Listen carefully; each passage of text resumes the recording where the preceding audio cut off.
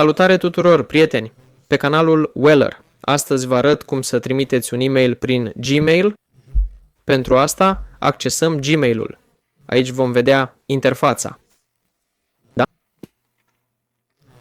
Pentru a scrie un e-mail, trebuie să apăsăm butonul Compune. Să alegem destinatarul, adică să introducem adresa de e-mail a persoanei care va primi mesajul. Aici va fi subiectul, aici va fi textul. Puteți atașa un fișier, un link, emoticoane, acces la Google Drive, imagini sau chiar videoclipuri. Puteți adăuga și o semnătură. Da? Dacă apăsați pe cele 3 puncte, puteți printa e-mailul și altele. Puteți programa și o întâlnire. Puteți amâna trimiterea, adică să programați data expedierii. Asta e tot. Cu voi a fost Weller. Dați like și abonați-vă la canal. La revedere tuturor!